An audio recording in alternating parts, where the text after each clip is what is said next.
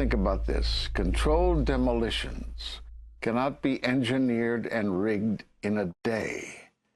It takes months.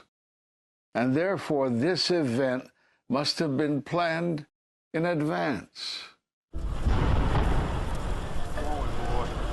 hear that? Keep your eye on that building. It'll be coming down. The building is about to blow up. Moving back. We are walking back. There's a building about to blow up.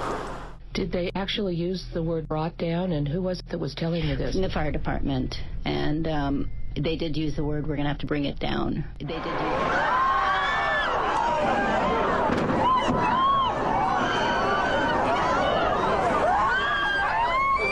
Well, everybody's quiet again, so I'm going to introduce Mitoa Edjang.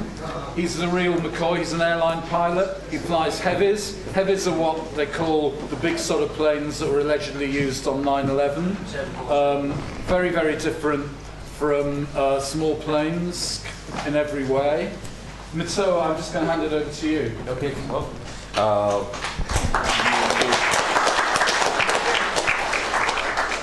first of all, I have to say I come from Spain. So although I spent many summers in Chester to learn English when I was small, and then I spent 5 years in the U.S. training as a pilot, my English is getting rough. So I live in Spain. I've been living for the past 13 years and flying for a major airline over there. I'm a captain right now since 6 years ago.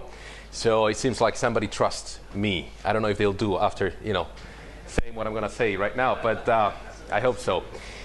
Well, I came prepared to give like a long speech in a detailed thing, and I think that the best thing I can do is just give you a different perspective of 9/11.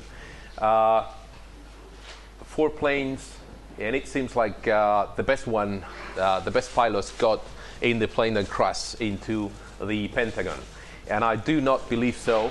And that's why I'm here, and that's why I know Ian, and that's why in Spain I'm also giving speeches, and also in Spain after being getting really angry, I got my own radio show, and I'm doing right now then programs every Wednesday basically that I load into the internet, and in Spanish I'm giving to the Spaniards all the information that I get about 9/11 and about how governments basically, like Rourke said, they don't protect you. Basically, they're here to maintain the status quo. So that's what my the programs are all about. And the first thing that I popped into my head when I was preparing the speech was that I don't buy it. I do not buy the story, the official story. Why? Because I do fly. Because I've been flying since I'm 18 years old. Right now I have more than 12,000 hours in different types of airplanes. I taught people in the US. I got more than 20 kids to make their dream possible. That was to fly in a small airplane, which is a completely different story to fly a big airliner. And so I took people from, right from the beginning without, any knowledge, no knowledge at all of how to fly a plane, and got them to the point where they could at least know what was going on if they stepped into the cockpit of a big airliner. I have to say something. Once you finish the basic training, you're nobody. Nobody wants you, and that's where my story starts. And I don't buy it.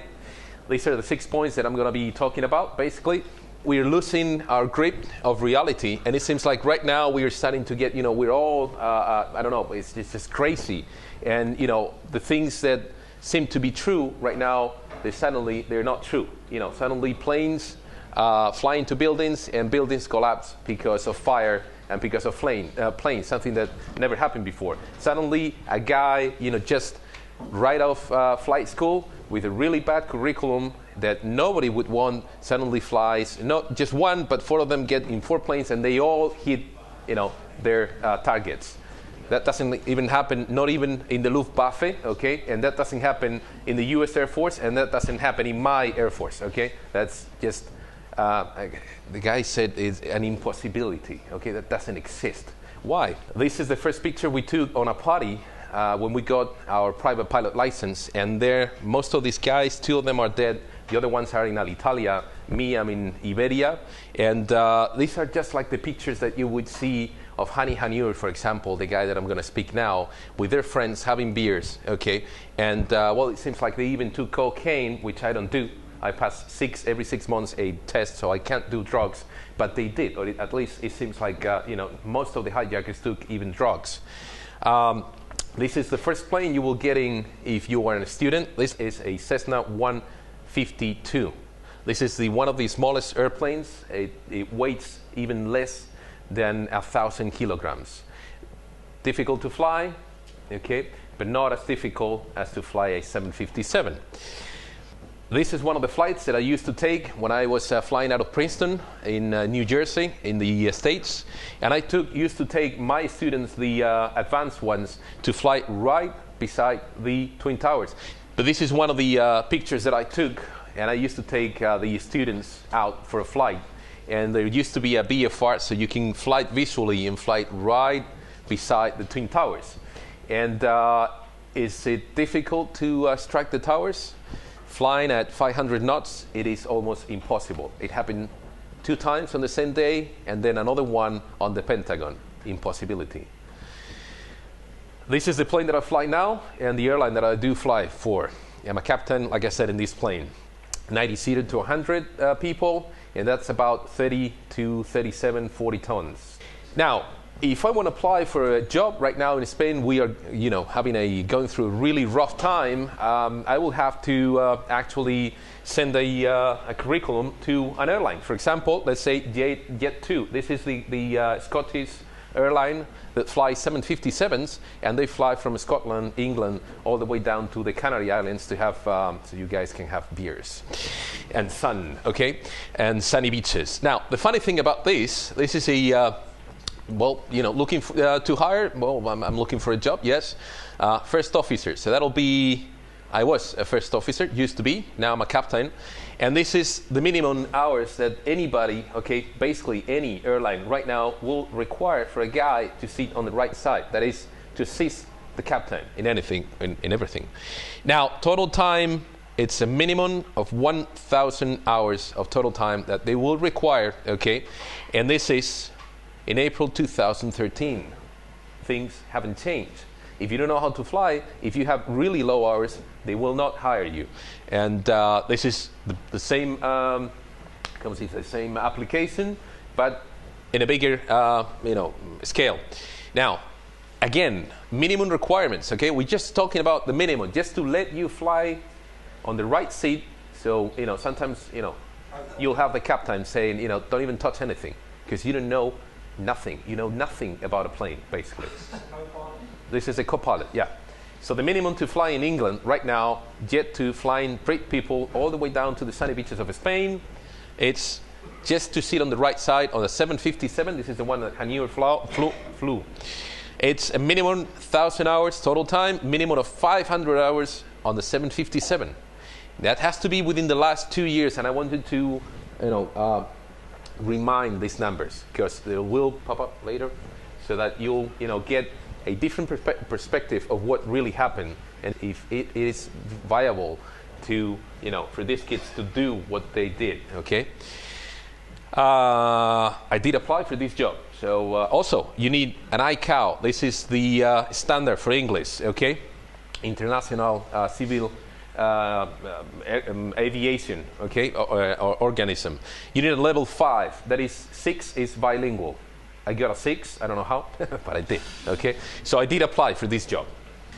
Now, if I want to join, for example, VA, British Airways, suddenly things get a little bit, rough or rougher or more difficult. Okay, because British Airways is the crown, the jewel of the crown. Yeah, coming from the clockwork and slightly antiquated 737-200, this lady to see, okay, as a first officer on a 777 was required 2,500 flying hours before they even consider her to fly, okay, to get her on a training of 6 months and putting her to fly for British Airways. This is the jewel of the crown. So the other airline was a charter airline. This is the Joule. 1,000 minimum, 500 on type. Okay, 1,000 minimum, 500 type, and this is 2,500. I did apply for Qantas. I can apply over there because I don't have a work permit, but what do they require? Minimum 500 hours of in command. Okay, so at least you need to be captain 500 hours, or otherwise, then they will require you 200 hours in command, but 1,000 of first officer. Okay, again 1,000, and then you'll need 250 more, or you have to be, type rated. So if you want to fly the 380, you at least will need 500 hours in the 380. Nobody in the world basically has that time other than the test pilots from Airbus. Okay. Now Emirates, I did apply also to Emirates, and Emirates is right now asking first officer. This is the again the jewel of the crown in the United Emirates, United Arab Emirates. Okay, they required 4,000 hours total flight time. Now I wonder why, if I can fly a 757, what are these major airlines wasting their time and their money? Because why are they asking me for 4,000 hours of total time, 1,000 or 1,500, when they can get Hani Hanjour's training, okay, of 250 hours, and get a guy to cross a plane into the Twin Towers or into the Pentagon? Are they just plain stupid, or are they crazy? They want to lose money, or maybe they understand that somebody, until they get to the 1,000 hours, is somebody that will not be able to fly basically a complicated aircraft in a complicated environment and do a complicated navigation. Okay, 9/11 report says that Hani Hanjour was the best trained of all the pilots, all the hijackers of 9/11. If he's the best trained, okay, I'm Superman. Okay, right now you're watching Superman. Right now, okay, or after this, I will fly out of this room. Okay. My American experience, because I went to the U.S. in 1994 and I spent 5 years in the U.S. Okay, so I did exactly the same thing that Hanjour did. Actually, I know people that know the group of Hani Hanjour, and actually I went to the same places where he trained, asking for a job as a flight instructor. That's the funny thing. And even it's so funny, or it gets as funny as in Spain we have one pilot from Air Europa who actually was the teacher of one of the hijackers, and he says he even wrote a book, and he says they didn't even know how to do a spiral with a Cessna 152. Okay, the Cessna 152 is the one that I showed you, and then a big airplane, 757, is 95 tons. It's 95 times heavier than a Cessna 152. Impossibility. My experience was I took training in this school. I do not recommend it. Okay, do not go over there. Don't send your kids over there. Southeastern Flight School. Lucky enough, it doesn't exist anymore. Okay, it was run by a crook, and it run the business into the ground. But I spent 5 years over there, from '94 to 2000, basically. And I did my private pilot license. I took my instrument, my commercial license over there, also the instructor license. So I was an instructor, flight instructor, and actually one quite good. I know that my grandmother died, so I have to tell me good things. I also was a flight instructor from '96 to 2000. I flew out of Los Angeles, for example, Atlanta. I flew right over the JFK airspace. Okay, so one of the most complicated airspace in the world. I flew out of Philadelphia, so I know what they're talking about when they speak about a well-trained pilot. I got my ATP, which is the Airline Transport Pilot license, in the US in '98, and I went back to Spain in 2000, where I was again a ground instructor for 1 year in the National School of Aviation over there, ENA.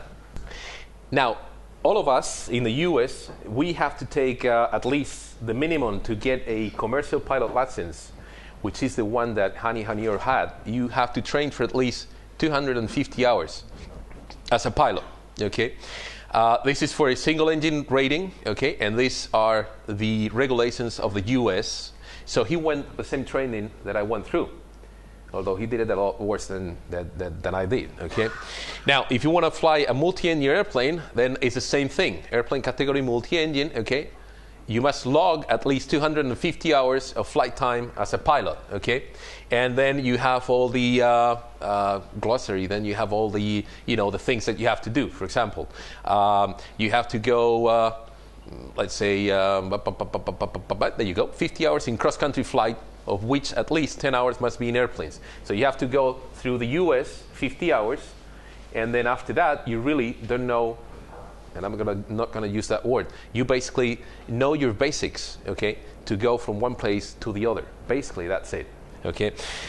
Hani Hanjour, and I'm gonna show you later, had a book just like this. When you say log, it's because you have to write it in a book. This is mine, and this is actually the one that I was using in the US, where it has even all the remarks from my flight instructor saying if I did well or not. And this is another let's say, the evidence that you will have to, or that you need to keep in mind, okay? Because this is Hani Hanjour, okay? The problem with this kid is that he went through the same training that I went. So in early 96, Hanjour students enrolls to study English in North California. And then also he enrolls in an aeronautics academy, okay? He takes English lessons on an intensive program, required 30 hours. And then actually, if you read down here, after this course, to which he just went to 2 hours, okay, he took one of his flight lessons, actually an oral exam. It took him, yet in 2001, managers of the Arizona Flight School will report him to the FAA at least 5 times, partly because they think his level of English is inadequate for him to keep his pilot license. Due to his poor English, it will take Hanjour 5 hours to complete an oral exam meant to last 2 hours. This is in February 2001. This is just 6 months basically prior to flying the planes into the Twin Towers. He doesn't know how to speak English. That's 2001, period. Okay? Now, what else he does? In April 1999, he gets his pilot license, despite lack of skills. And it's not me, Mitoa, saying this. It's actually the people that train this kid. And it's actually the government of the US saying these things. You can find all these brief notes through the 9/11 report, and you can find all these brief notes all through ABC, CBS, and any newspaper you want, okay? Now, I'm just gonna go through the bold letters here. Between 96 and 98, a weak student, okay, was wasting our resources. That's what the flight training facility says. He had only the barest understanding what the instruments were there to do. So he's a really really bad student. Now, this is Hanjour's, when he gets the commercial pilot license, says his new license allows him to begin passenger jet training. This is the key point of everything, okay? Remind, or at least, come back to the figure, 1,000 hours to fly, if I want you to, I will let you just, lower and rise the gear if you have at least 1,000 hours of flight time. This kid has 250, and he's a really bad student. Well, this is what they say at the Jet Training Center. They say, despite he began passenger jet training at other flight schools, obviously because they kicked him out of this one, despite having limited flying skills and an extremely poor grasp of English, just like mine. This is the Federal Aviation Administration on a report on 2002. It's not me, it's the government. Okay, it's the it's the facility saying this. It's the school saying that he doesn't have a clue of what he's doing. If you read here, since Hanjour pilot skills were so bad, the issue is how he was able to get a license on the first place. I mean, who gave this kid a pilot license? Because he wasn't training and he wasn't capable of flying a plane. Okay, now who is saying this? Washington Post and CBS. But also, since Hanjour pilot skills were so bad, the issue of how he was able to get a license remained a lingering question that FAA officials refused to discuss. Okay, so we have a group that I belong to, which is called 9/11 Pilots for Truth, for 9/11 Pilots for 9/11 Truth, and they're really active in the U.S. Here in England, seems like they're not that much, and I'm one of the few in Spain. And we all send letters to our civil aviation departments, administrations, asking the same question. Well, obviously in Spain they refuse to say anything because they don't know, English, period. So that's my problem. But anyhow, in the U.S. they just don't want to talk about this. Okay, December the 12th, 2000 to March 2001 in Arizona. I'm going to go back to that jet training. Okay, and it says this: spends time, Hanjour. Okay, this is the best pilot of all of them. Okay, 250 hours. Now he's getting a little bit more. He gets out of the U.S. in 1999, 1998, and comes back in 2000, 2001. And this is what they say about Hani Hanjour, okay? Spends time training at Arizona Aviation Flight School, getting jet training, which he previously attended in January 98, okay? And then, according to the 9/11 Commission, he wanted to train on multi-engine planes, but had difficulties because his English was not that good, wasn't good. The instructor advised him to discontinue. His instructor, remember that we have logs. I mean, this is all written down, okay? It's not me making up anything at all. It's the F.A.A. with the records, okay? Because they do keep them. Because I have my records, although I don't fly since 2005 and 6 in the US, they keep all my records, okay? And they say this: January and February 2001, flight school repeated warnings about Hanjour ignored by the FAA. And again, I'm just gonna, if you bear with me, I'm just gonna read a little bit of these lines. Flight school jet tech alerts FAA about hijacker Hani Hanjour, why lacks both the English and flying skills necessary for the commercial pilot's license he has already obtained. And actually that license was expired because in 2001 he didn't go through a medical examination. We have to go, now I'm about 40, so I have to go twice every year. Mm-hmm. And then he was under 40, so he had to go at least once to get his first class medical certificate renewed. So his pilot license was expired, so actually the school was doing wrong, but he knew also that he was doing wrong. But the problem is not that. The problem is fail his English, okay, classes with a 0.26 grade point average. Didn't know how to speak English at all. I'm still to this day amazed that he could have flown into the Pentagon. He could not fly at all. The FAA verifies that Hanjour's 99 pilot license is legitimate, and but takes no further action, despite 5 warnings from the flight school. Okay, and then he says, however, his license should have been rejected because he had already expired in late 1999. He failed to take a mandatory medical test. In February, Hanjour begins advanced simulator training, a far more complicated task than he had faced in earning a commercial license. And again, the school gives 5 alerts. The FAA is not told about Hanjour.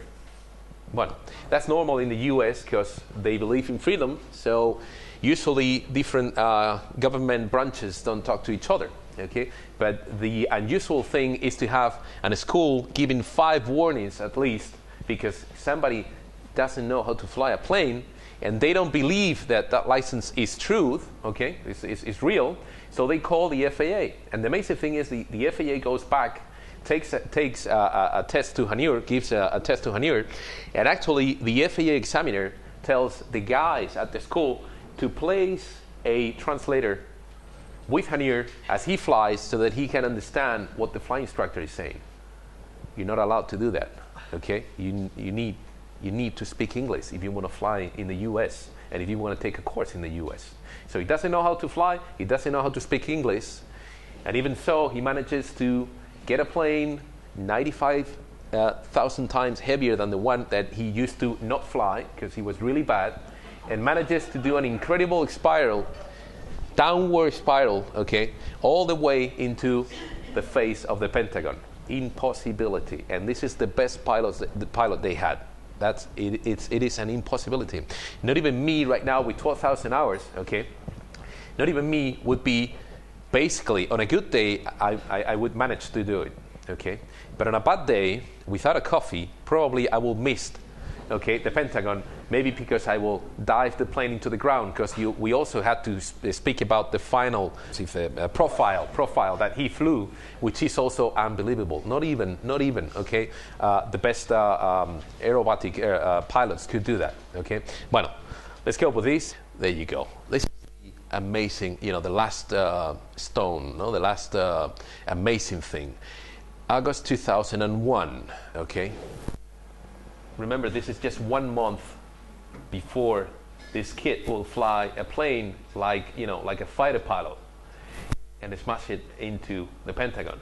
And this is what they told him, okay? Hani Hanjour, my friend, goes to Freeway Airport in Maryland, and he tries to rent a single-engine Cessna airplane, just like the one I showed you at the beginning. That's why I told you this is a Cessna 152, the one that I used to train kids on. 2 instructors take him on 3 test runs. So let me ask you, what do you think that happened? Fail. Okay. Pues he is not allowed to rent one of their planes without more lessons. Why? Because although it appears he logged 600 hours, nobody knows where he took that training, because there are no records of that. So it's a lie. He says, let me see this, no. Experience, he possesses a valid pilot license. He refuses to provide contact information, and due to his poor skills, therefore, he is not allowed to rent the airplane. Poor skills flying a plane. That's it. 5 minutes? Okay. This is a funny statement, okay? And then he retracted of this statement. There is no doubt in my mind that once got going, he could have pointed that airplane at the building. That pointed the plane at the building. Okay. Well, that's impossible, because you don't only need to fly the airplane. You need also to manage the flight management system, which is a computer in the airplane, which is not programmed to do the maneuver that Hanjour did. I say this because many people say, what if he just flew on autopilot and he just programmed the plane to fly the plane into the Pentagon? Okay. I do that. I fly an airplane that has an FMS. It's called a flight management system, and it is all the systems, all the navigation systems put together with the autopilot so that the plane will be able to do something. That's impossible, because a maneuver, descending spiral, okay, with 260 degree turn, descending, increasing the speed, okay, down and losing 2,500 feet, the autopilot is not. You can't program the autopilot to do that. It's not feasible, okay? Because on those dates, the FMS of the 757 wasn't able to do that. And then you want me to believe that after being denied, okay, a Cessna 152, 1 month later, he's going to take, okay, a plane and smash it into the Pentagon? I tell you that no, that's not possible. Okay, instrument pilot syllabus. What I'm going to talk you basically is I'm going to just take you really quick through what a logbook is, basically. And it's this small book in which you log all your flying hours and all the, comments that your flying instructors want to tell you, or certify that Mr. Edjang has satisfactorily completed the course of instrument required by blah, blah, blah, blah, blah. Okay? And this is the funny thing about Hanjour and his logbooks. Remember the 250 hours we talked about at the beginning to get your private pilot, your commercial license? This is the logbook of Hanjour. This is the same thing that you have here. This is mine, and that's his. And you'll see that it has the same layout. Okay, this is the upper portion of it. Okay, and this would be the down portion of it, just like a regular logbook. Okay, and we see that he. Let me see what it is. Down here, we see that he has 249.7 hours of flight. Okay, with these, in '99 he gets his commercial license. 98, 99. This is his commercial license. Okay, the same one I have. I have an ATP, an airliner license, and this is Hani Hanjour. So he really actually got a license, and with that he went to get, this is the, remember the medical, the first certificate that was expired, so he shouldn't be flying. With this he enrolls on a Hani Hanjour is attending classes at our facility, okay, to do what? To get a 737 sim ride. So we actually have all the evidence over there. But if you look here, how many hours he had? 250. And he enrolls on the course on 2000.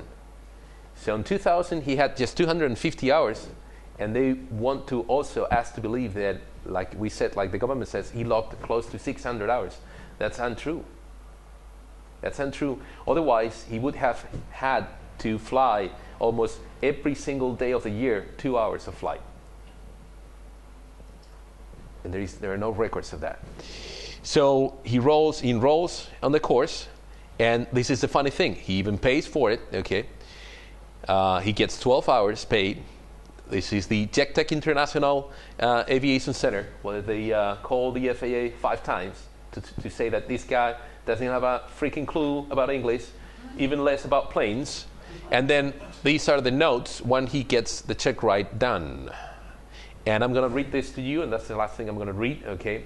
And it's really funny. I don't think you can read it.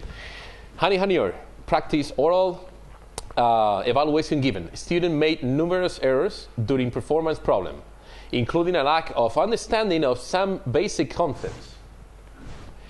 The same was true during review of system knowledge. So he doesn't have a clue on systems, doesn't know what an airplane is, and he doesn't know how an airplane flies and what you have to do to load an airplane and get it into the air. He says the root cause of is most likely due to the student's lack of experience. Oh, wow. Some of the concepts involved in large jet systems cannot be fully comprehended by someone with only a small prop plane experience. The lack of progress is not a question of knowledge as much as experience. Hani absorbed a great deal of information and is very intelligent, of course. But the more, but to move beyond the comprehension level, okay, Hani needs more experience to reach the application level. I doubt his ability to pass an F.A.A. oral at this time.